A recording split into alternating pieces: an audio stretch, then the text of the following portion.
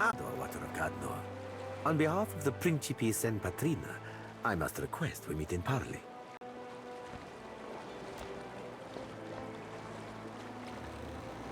Agrasima. I will make this quick. I have heard some marvelous tales regarding your ventures in the Deerwood. In fact, you are the first dragon slayer I have ever met, outside of a grave.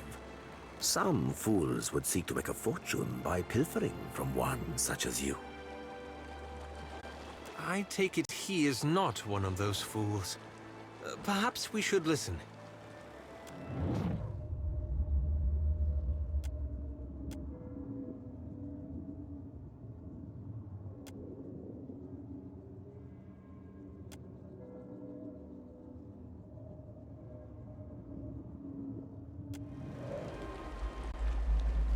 I believe you have met such a fool. Captain Benweth of the Drake.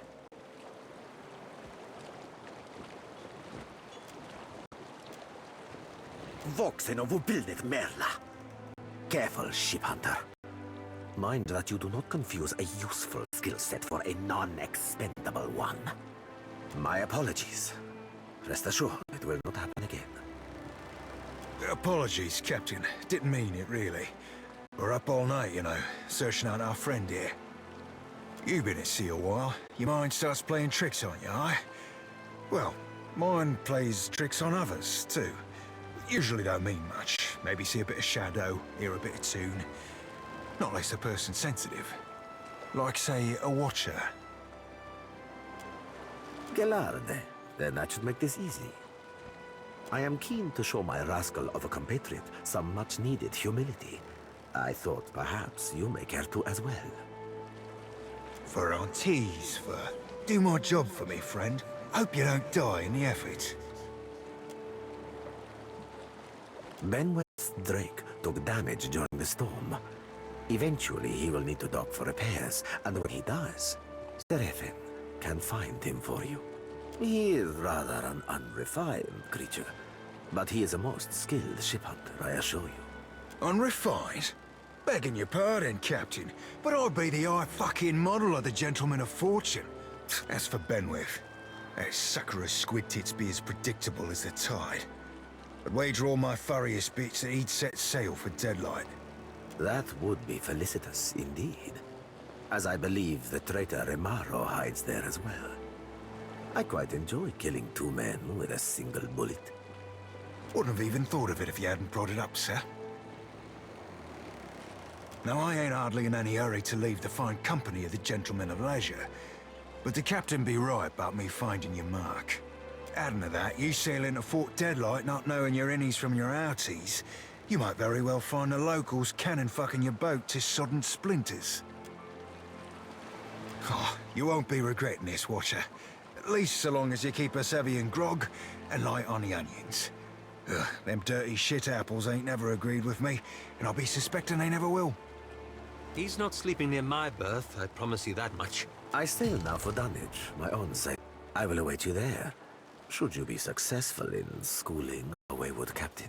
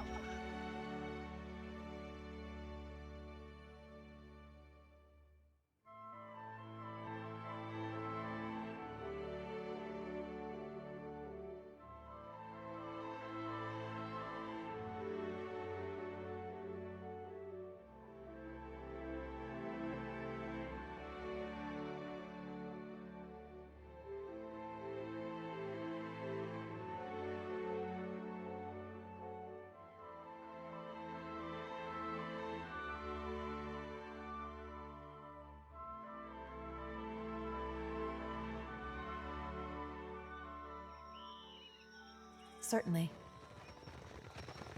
Hey, watch out. How may I help? Yes?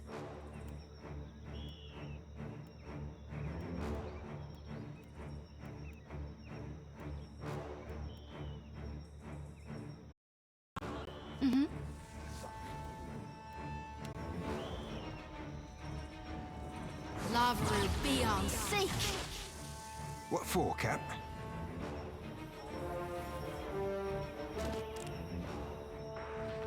I'd be cleaving it to the brisket. Yeah? That's right.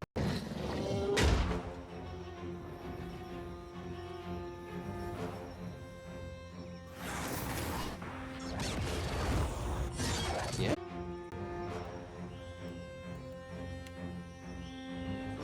Lavru beyond seek.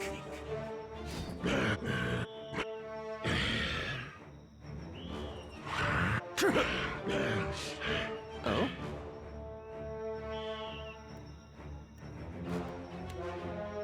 Lavru beyond seek. Oh? Yes. What can I do you for? Yeah?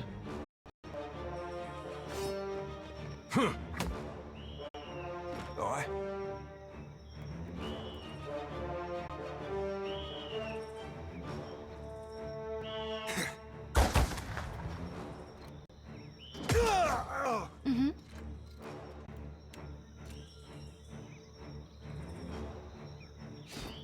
Lavru beyond seek.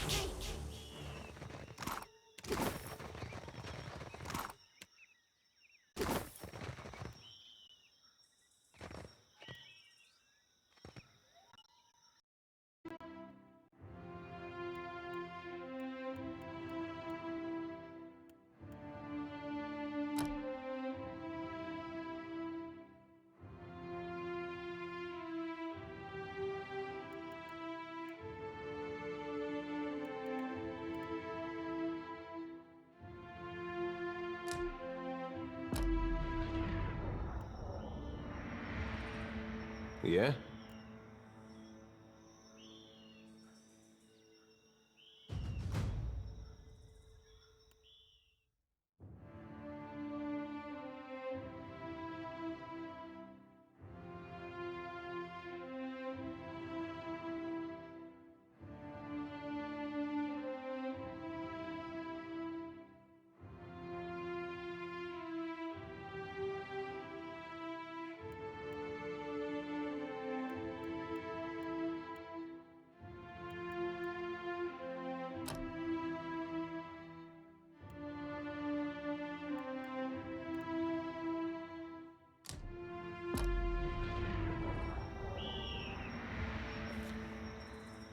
Happy to oblige.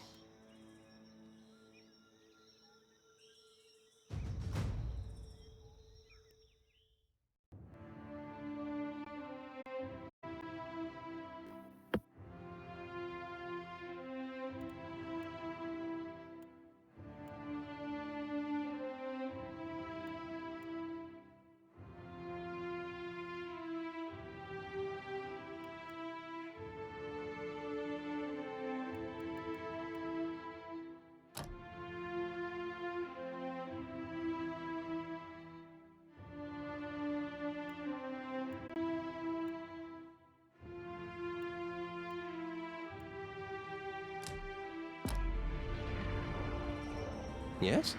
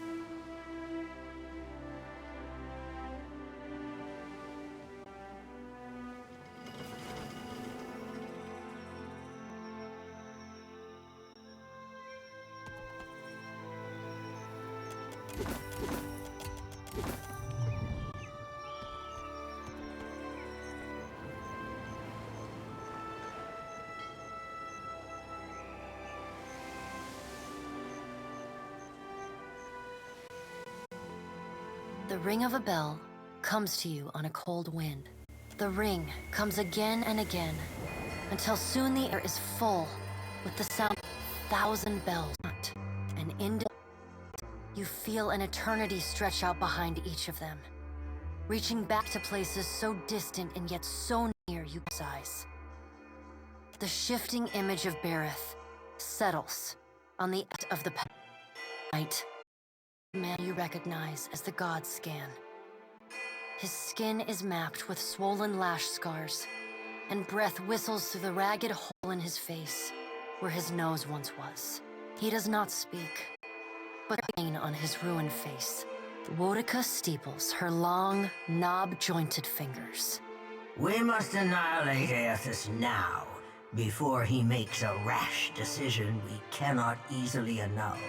She casts a sly look at the pallid night from the corners of her eyes. A moon would do the job nicely. A voice echoes from the shape nearest Bareth. The lava is too large to be moved, and Koltha too quick to be caught, even for a god of Woedica's strength and apparent lunacy. The figure beside the aspect of Bareth flows forward in a swirling cloud of ash. The ash falls to the tiles and reveals a molten-skinned woman, leaning on a monstrous, wicked-edged broadsword. Mogren's glowing lips curl in disdain. We must find a solution to the problem of Aethys that is neither do nothing, nor destroy the world. I acted in haste during the Saints' War. You will not goad me into doing the same now. To move against him while his plans are unknown would be the height of foolishness. We must find wisdom in precaution. Another of the silent figures steps forward, and the warm, golden light of a summer's afternoon spills across your face. Let's all take a deep, calming breath. Perhaps cooler heads will prevail. Behind Helia's words, you hear the soft coo of doves. Aethys has been separated from us for too long. Isn't it possible he intends only to gather enough souls to reclaim his realm in the beyond? You look up then into avian eyes. Through them, you see clouds of starlings converge and divide. Helia puts a feathered hand to her chest. He wouldn't. Betrayal is not in his nature. Scan shuffles forward. Yes, yes. We should welcome Aethys' return to the fold. His gratitude we can leverage to cajole him into divulging his plot. Then, when he believes himself to be in our good graces, we do as Woedica suggests, and crush him into the earth. Scan pauses, inspecting you. Ah, and here is the Watcher who White Deer Desperate Allies is mine. You could have let my followers help her kill the man who tormented her. But you did not. Curious. Scan licks the ragged edge of his lipless mouth and grins, then turns to Helia. I did not expect such a deliciously ruthless idea from you, Helia. I am impressed. Helia's feathered crest stands on end. You wretched little creature. Your point is well made, little Watcher. If self-evident, Aethys has not been known to possess a vindictive nature. Indeed, he has occasionally been magnanimous to a fault. However, if we push him to the brink of reason, There is no telling what he may do. He is, as ever, unpredictable. Something akin to fondness creeps into her voice. The Pallid Knight gestures for silence. Aethys cannot be subdued, yet to do so will take immense power and time. Both stand in his favor. Magrin grits her black glass teeth. That is why we must ascertain his plans before he has the chance to put them into motion. She begins to pace. Her steps leave little trails of fire in her wake. Magrin stops and balls her hands into... Even if we manage to destroy his current form, there is the possibility he could return, if he has not already absorbed all of his children. The Pallid Knight casts a cold, cutting glare in Magrin's direction. Magra speaks too freely. That knowledge is beyond your ken, Watcher. Woedica waves the gods to silence. Aethys gathers strength. His strength is a threat to us. Her voice takes on a sharp, almost panicked edge. There is no sensible answer to the question of a resurgent Aethys other than decisive, final action. We will act when it is appropriate to do so, and not before. The Pallid Knight steps away from the half-circle of assembled gods. She pulls herself up to a great height. The words she speaks next come not from her mouth, but from all around you. Follow him, Watcher. The black of the Pallid Knight's irises expand until her eyes are as dark and cold as the void between stars. She bends down and brings her ghostly face level with your own. Your debt to me remains unpaid. She stares at you, unblinking. Like a needle drawn to a magnet, you are pulled toward her one compulsory step at a time. You blink open your eyes and find yourself on the floor of your ship's cabin.